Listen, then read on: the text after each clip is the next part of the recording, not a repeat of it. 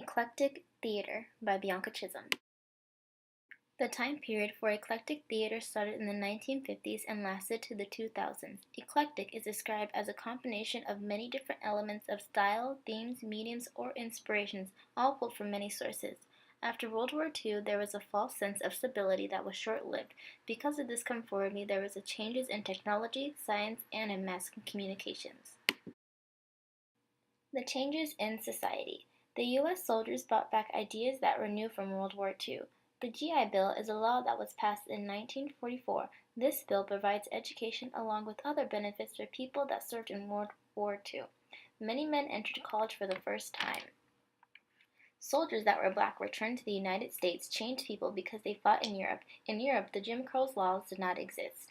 Women that worked in factories and offices during the World War experienced a life of independence. They saw their life of possibilities and looked beyond of what was expected to them. Changes in technology. By the late 1950s, it was common for U.S. homes to have television sets. People focused less on Shakespeare and more on music entertainment. Personal computers came in the 1970s with the internet becoming more accessible. People were more connected to music, news, and entertainment.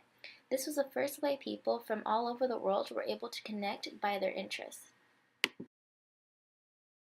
Worldview changes. Postmodernism is a term for another set of changes that accelerated in the beginning of the 1950s.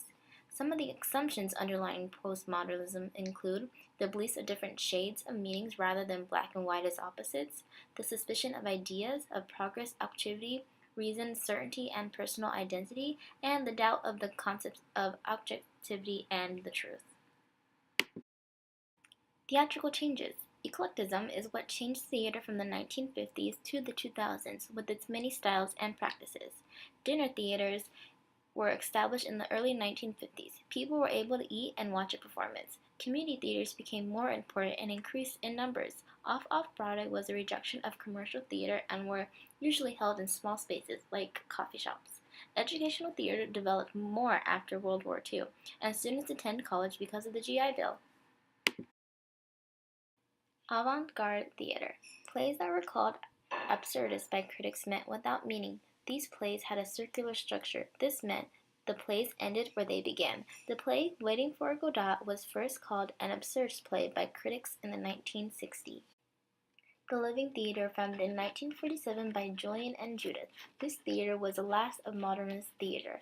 By the 1960s, it became a political theater. This became famous for the direct participation of the audience. The performances turned into protest marches, and it had a shock tactic of nudity and obscenity.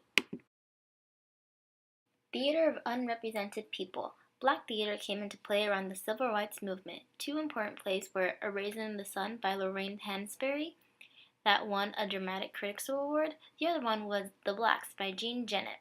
Women's theater was a phenomenon of the 1970s. An increasing number of women blended together to promote feminism. In gay and lesbian theater, the play went under prohibited speech because homosexual acts were illegal. This changed in the 1960s. Artistic avant-garde theater wanted to change the art of theater. Many groups explored the nature theater. Joseph was one of the most influential of this theater. He brought the idea of open theater instead of closed theater. He made the performance in which the focus was on the actors and the groups of artists working together. Professional theater. Professional theater had large budgets and had artists who made their living off the theater. New York City was the center of U.S. professional theater. Broadway is a form of commercial theater that is known for its amazing productions. This musical Rent opened in 1944 with the estimated cost of $10 million.